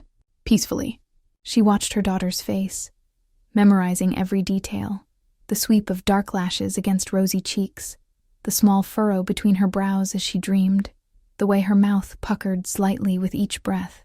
I can't lose her, she whispered as Colton approached silently behind her. If something happens to me, nothing will happen, he interrupted, his voice fierce but quiet. I won't let it. You can't guarantee that. Eliza turned to face him, searching his eyes for the truth she needed. Tell me honestly, Colton, are we doing the right thing? He was silent for a long moment, his gaze moving from her face to their sleeping daughter and back again. I don't know, he finally admitted, but I do know we can't keep running forever. And I know I want her to have the life you built here, stable, secure, surrounded by people who care for her. And you. Eliza couldn't stop herself from asking. What do you want for yourself? The question hung between them, laden with 5 years of separation and regret. Colton's hand rose, hesitating briefly before brushing a strand of hair from her face with unexpected tenderness. A chance, he said simply, to be the man I should have been, the father Emma deserves, and perhaps, someday, if you can find it in your heart. He trailed off, leaving the rest unspoken but understood. Morning brought a flurry of preparations. Eliza packed the few belongings they had brought to the cabin, explaining to a sleepy and confused Emma that she needed to return to town while Emma would stay with her father for a few days. Like an adventure? Emma asked, her eyes wide at the prospect of time alone with her newly discovered father. Just like an adventure, Eliza agreed, forcing brightness into her voice as she braided her daughter's hair. And when it's over, we'll all be together again. Promise? Emma held up her small finger, demanding the pinky swear that sealed all important agreements in her world. Promise, Eliza whispered, linking her finger with her daughter's, praying, silently, that it was a vow she could keep. The parting was harder than Eliza had imagined. Emma clung to her at the last moment, suddenly reluctant to let her mother go despite the excitement of staying with Colton. It took all of Eliza's strength to disentangle herself, to mount the horse Lawrence had brought for her, to turn away from the sight of her daughter's tearful face. I'll keep her safe, Colton called as they prepared to ride out. With my life. Eliza nodded, unable to speak past the tightness in her throat. She urged her horse forward, following Lawrence down the mountain trail without looking back, knowing that if she did, her resolve might falter. They rode in silence for the first hour, Eliza lost in thoughts of what lay ahead, of all that could go wrong with their desperate plan. Finally, Lawrence broke the quiet, his voice gruff but kind. He loves you still, you know? Never stopped. The observation caught Eliza off guard. He told you that? Didn't have to. It's written all over his face when he looks at you. Lawrence adjusted his hat against the strengthening sunlight. Colton Reeves was many things when I rode with him. Brave, loyal, sometimes foolhardy, but never one to wear his heart on his sleeve. Except, I suspect, with you. Eliza didn't know how to respond. The years had taught her caution when it came to matters of the heart, especially where Colton was concerned. People change, she said finally. We both have. True enough, Lawrence agreed, but some things remain constant. The way a man looks at the woman he loves is one of them. They reached the outskirts of Sweetwater Creek by mid-afternoon. Lawrence reined in at the crest of a hill overlooking the town, giving Eliza a moment to prepare herself. From this distance, everything looked deceptively normal. Smoke rising from chimneys, horses and wagons moving along the main street, the church spire gleaming in the sunlight. Remember, Lawrence said quietly. You're returning heartbroken but determined. Colton fled in the night, leaving you and Emma to fend for yourselves. I know the story, Eliza replied, steel entering her voice. I lived a version of it for 5 years. Lawrence had the grace to look abashed. Of course. My apologies. They rode into town separately, Lawrence heading for the sheriff's office while Eliza made her way to Clara Wilson's cottage. The elderly schoolteacher's face lit with relief when she opened the door to find Eliza on her doorstep. Oh, my dear girl. Clara embraced her fiercely. I've been sick with worry. Is Emma safe? Eliza assured her, stepping inside and closing the door before continuing in a lower voice. She's with her father. Clara's eyes widened. So it's true. Colton Reeves is her father. She shook her head slowly. I suspected, of course. Anyone with eyes could see the resemblance. But you never confirmed it. It's a long story, Eliza said, sinking into a chair at Clara's kitchen table. And I need your help to ensure it has a happy ending. By the time Eliza had explained the situation, their plan to trap Caldwell, the danger still threatening them, Clara's expression had shifted from concern to fierce determination. Of course I'll help, the older woman declared. That man has brought nothing but trouble to our town. Sheriff Tate told me about poor Tobias. Her voice faltered momentarily before she steadied herself. What do you need me to do? Spread the word that I've returned alone, Eliza instructed. That Colton abandoned us after the trouble at the cabin. Make sure it reaches the right ears. Consider it done, Clara assured her. Margaret Jenkins and I may have our differences, but when it comes to spreading news quickly, there's no one better. That evening, Eliza walked slowly down Sweetwater's main street, her head held high despite the curious and sometimes pitying glances directed her way. News of her return, and the supposed circumstances, had clearly spread rapidly. She stopped at the general store, now managed by Margaret Jenkins in her husband's absence, to purchase supplies she didn't truly need. You poor dear, Margaret sympathized, her usual cool demeanor softened by genuine concern. To think that Reeves would leave you in such a situation. And after poor Tobias was killed trying to protect this town from his troubles. Colton always did think of himself first, Eliza replied, the lie bitter on her tongue. But I won't let him ruin what I've built here. Emma and I belong in Sweetwater Creek. Speaking of Emma, Margaret leaned forward, lowering her voice. Clara mentioned the child is staying with relatives for now? Yes, Eliza confirmed, deliberately vague. Until I'm certain it's safe for her to return. A wise precaution. Margaret's expression turned crafty, especially with James Caldwell establishing himself at the old Reeves place. Did you know he's purchased the property? Has the deed and everything. So I've heard, Eliza replied carefully. Though I wonder what Samuel Reeves would think of selling to a man like Caldwell. Desperate times, desperate measures, Margaret said with a shrug. Though between us, there's something not quite right about that man. The way he watches people. Calculating like, has he asked about me? Eliza inquired, trying to sound merely curious. Not directly, Margaret admitted. But he was mighty interested when your name came up in conversation yesterday. Asked all sorts of questions about how long you'd been in town, where you lived, whether you had family. She paused meaningfully. Whether you were close to Colton Reeves. And what did you tell him? Eliza held her breath, waiting for the response that would determine whether their plan had a chance of succeeding. The truth, of course, Margaret replied primly, that you arrived 5 years ago, claiming to be a widow, that you've been a model of propriety despite raising a child alone, and that no one suspected any connection between you and Reeves until he returned and seemed mighty interested in you and your daughter. The groundwork had been laid. Now all that remained was to wait for Caldwell to make his move. Eliza spent a restless night at Clara's cottage, her thoughts alternating between concern for Emma, miles away with a father she barely knew, and fear of the confrontation that lay ahead. She wondered if Colton was managing, if he knew how Emma liked her hair braided just so, that she insisted on a story before sleep, that she was afraid of thunder but fascinated by lightning. Dawn found her sitting on Clara's porch, watching the town slowly come to life. Shopkeepers opening their doors, ranch hands riding in for supplies, the blacksmith's hammer already ringing in the cool morning air. This was her home. These people, her community. She had carved a place for herself and Emma here through years of hard work and quiet dignity. The thought that Caldwell threatened all of this filled her with a cold, clear anger that burned beneath her fear. Mrs. Morgan, the voice, smooth and cultured, startled her from her thoughts. A man stood at the gate of Clara's garden, tall and distinguished, his tailored suit and gold watch chain marking him as someone of means. His features might have been handsome once, before time and what appeared to be a life of indulgence had softened his jaw and added a permanent flush to his complexion. "Mr. Caldwell, I presume," Eliza replied, her heart hammering though her voice remained steady. He smiled, touching the brim of his hat in a gesture of respect that somehow managed to convey its opposite.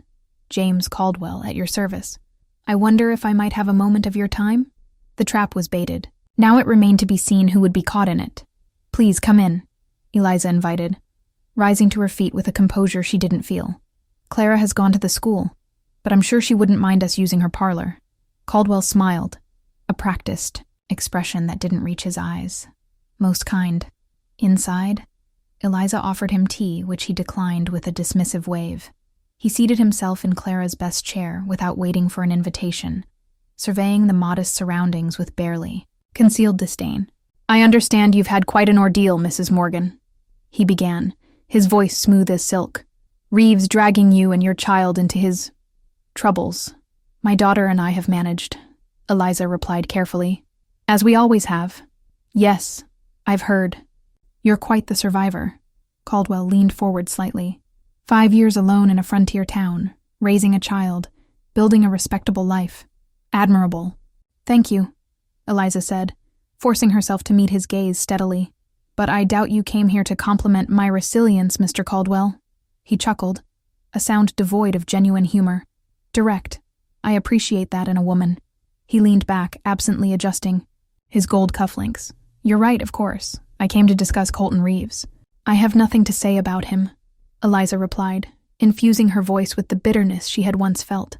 "He abandoned us when trouble came. That tells me all I need to know about his character." "Indeed," Caldwell agreed, watching her closely. "Though I find myself curious.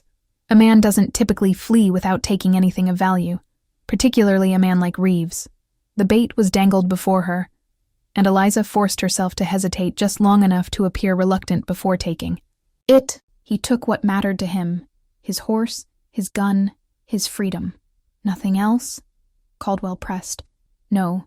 Papers, perhaps? Documents?" "Why would you ask about papers?" Eliza allowed confusion to color her tone. Caldwell smiled thinly. "Just curious. About a man who owes me a substantial debt. The only thing Colton left behind was a leather pouch," Eliza said slowly, as though the memory was surfacing reluctantly, "hidden in the floorboards of our cabin. I found it when I returned to collect some of Emma's things." Interest flared in Caldwell's eyes, though his expression remained carefully neutral. "A pouch? Did you look inside?" "Letters mostly," Eliza replied with feigned disinterest. "Old correspondence that seemed meaningless to me. Something about land deeds in Colorado." She looked up, meeting his gaze directly. "And a ledger with your name in it, Mr. Caldwell, alongside figures that made little sense to me." The muscles in Caldwell's jaw tightened almost imperceptibly. "Mrs. Morgan, I believe that pouch contains property stolen from me. I would be most grateful if you would return it." "I no longer have it," Eliza said, the lie falling easily from her lips. "I gave it to Sheriff Tate for safekeeping." Caldwell's carefully composed facade slipped for just a moment, revealing a flash of cold anger. "That was unwise. Those documents are worthless to anyone but me. However, I would be willing to compensate you handsomely for facilitating their return." "I'm not interested in money, Mr. Caldwell. Everyone has a price, Mrs. Morgan." Caldwell's voice hardened slightly. "Especially a woman struggling to support a child alone. My price," Eliza said carefully, "would be security for my daughter. A guarantee that no one, not you, not Colton, not anyone, could ever take her from me." Caldwell studied her for a long moment, calculation evident in his gaze. "I could arrange that. I have connections, influence with judges who oversee such matters. And in exchange, you retrieve the pouch from Sheriff Tate and deliver it to me. Tonight." Caldwell stood, adjusting his jacket with precise movements. The Old Reeves Ranch House, midnight. The sheriff keeps the jail locked when he's on patrol, Eliza protested, playing her role to the end. I couldn't possibly. I'm certain a resourceful woman like yourself will find a way, Caldwell interrupted, smoothly. Consider it a test of good faith. After he left, Eliza sank into a chair, her legs suddenly unable to support her. The encounter had gone exactly as planned. Caldwell had revealed his interest in the fictional documents, had essentially admitted. Their importance to him had even offered what amounted to a bribe. Yet the sense of victory was hollow, overshadowed by the chill that had settled in her bones at the coldness in his eyes. Lawrence arrived shortly after, slipping in through the back door as they had arranged. Well? He asked without preamble. Took the bait, Eliza confirmed. Wants me to bring the documents to the Reeves Ranch tonight. Midnight. Perfect. Lawrence's weathered face creased in satisfaction. We'll have men positioned around the property well before then. Sheriff Tate and I will be close enough to hear any incriminating statements. He offered to help me keep Emma, Eliza added. In exchange for the documents. Mentioned having influence with judges. Lawrence nodded grimly. Another piece of evidence. Attempting to bribe a witness, corrupt the judicial system. He placed a reassuring hand on her shoulder. You've done well, Mrs. Morgan. This will be over soon. The hours until midnight crawled by with agonizing slowness. Eliza paced Clara's cottage, alternating between worry for Emma and fear of the confrontation to come. What if Caldwell suspected a trap? What if his men overwhelmed Lawrence and Sheriff Tate? What if, even after all this, they couldn't prove his crimes conclusively enough for an arrest? At 11, Lawrence returned with a leather pouch, not dissimilar to the one Eliza had described to Caldwell, though this one contained carefully prepared forgeries that would appear incriminating at first glance. Remember, he instructed as he handed it to her. Get him to admit as much as possible. His connection to the documents, why he wants them, what he's willing to do to get them. The more he says, the stronger our case. And if he becomes violent, the question had been haunting her all day. We'll be watching every moment, Lawrence assured her. At the first sign of genuine danger, we move in.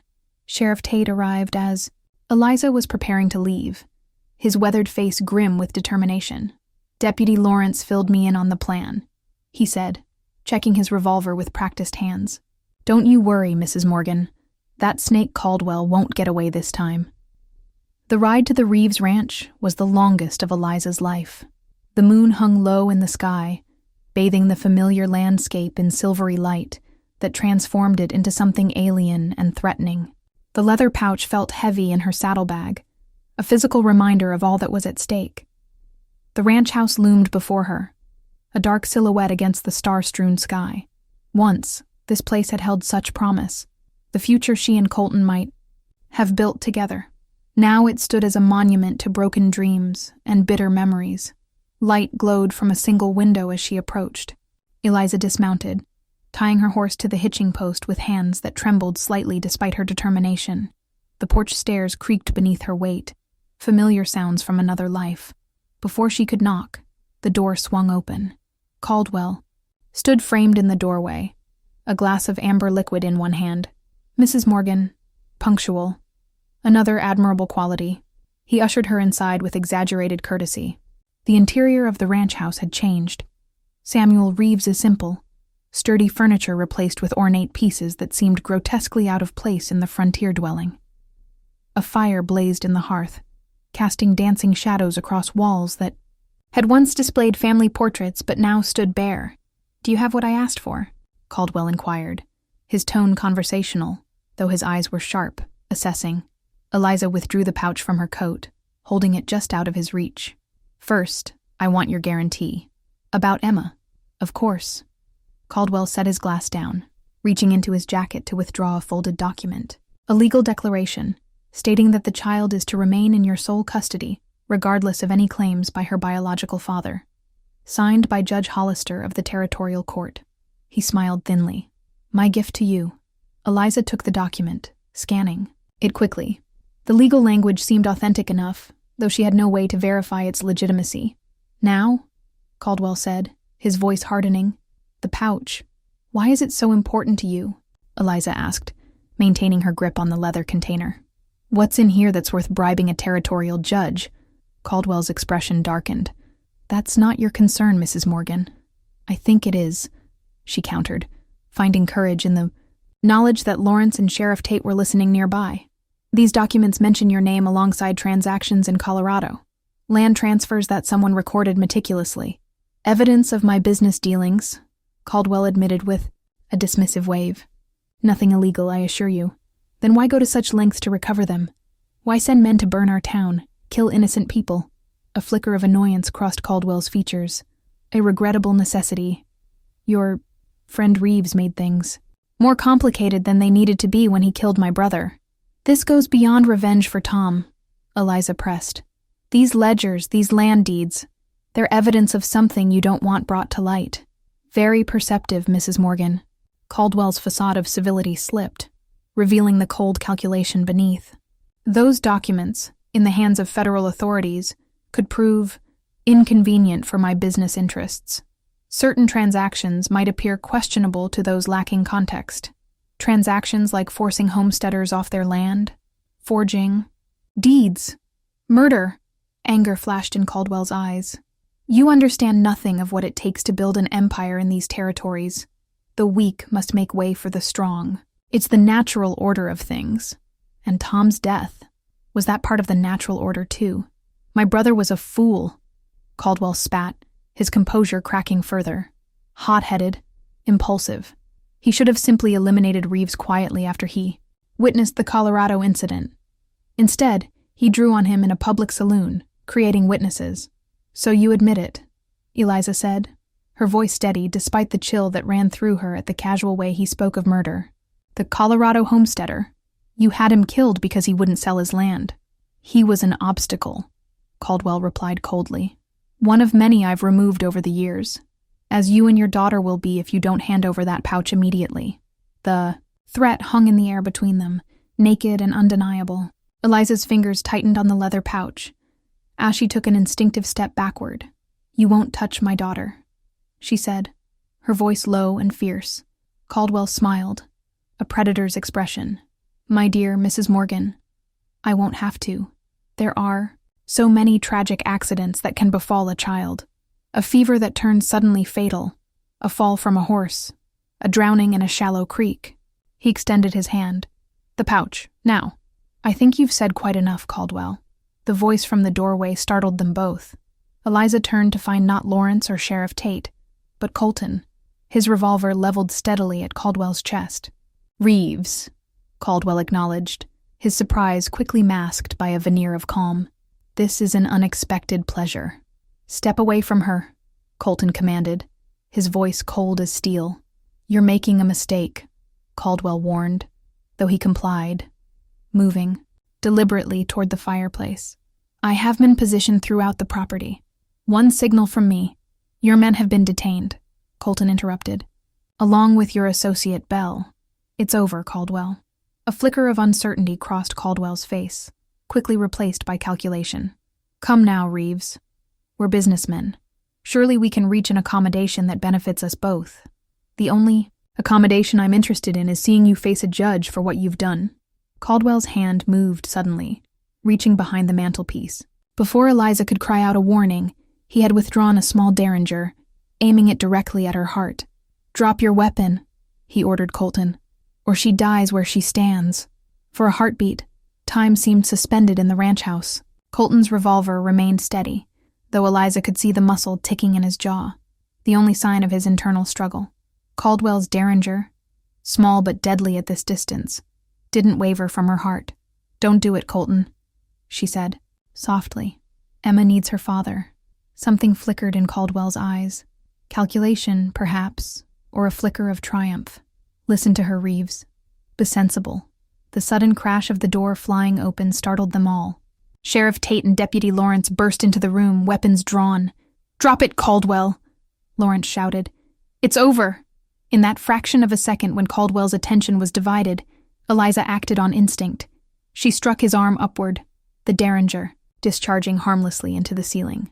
Colton was upon him in an instant, tackling him to the floor with enough force to drive the breath from his lungs.